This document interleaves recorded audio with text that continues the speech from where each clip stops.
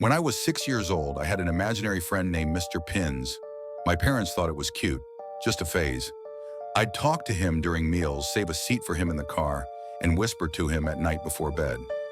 They chalked it up to an overactive imagination. But Mr. Pins wasn't like other imaginary friends. He had rules. I told my mom he lived in the wall behind my closet, that he only came out when I was alone. He was tall, with arms too long, made of burlap, buttons, and bent nails, like a puppet stitched from scraps.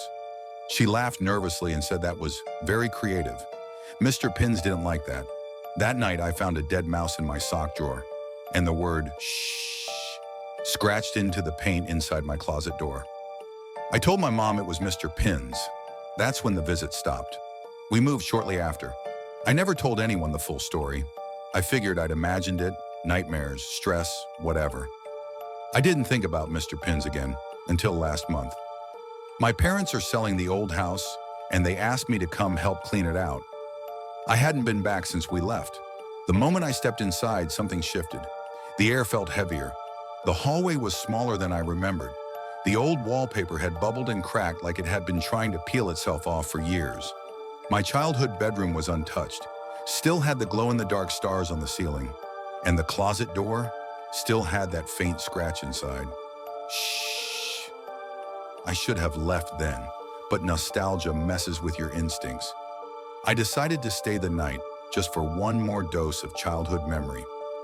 I brought a sleeping bag, laid it out in the bedroom, and turned off the light. That's when I heard it. Thump, thump, thump. Not from the floor above, from inside the closet. I sat up, heart racing, told myself it was just the house settling. Then I heard it again, this time followed by a voice, ragged, faint. You came back. I stood, walked to the closet, hands shaking, opened the door. Empty, but the wall behind it looked wrong. The paneling was uneven, warped. I pressed my hand against it, and it moved. Hollow. So I peeled the wood away. Behind it was a crawl space. No insulation, just shadow and the smell of old rot.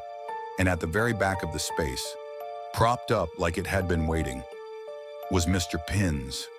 Burlap skin, buttons for eyes, a crooked grin stitched with black thread. One of his arms was missing. His head was cocked like a curious dog, and in his lap was a folded note. I didn't want to take it, but I did. It said, "Now you remember, so now you listen." The game starts again. The next night, back at my apartment, I found tiny button eyes glued to my front door. Then inside my sock drawer, then on my pillow. And every night since, I've heard tapping from the walls.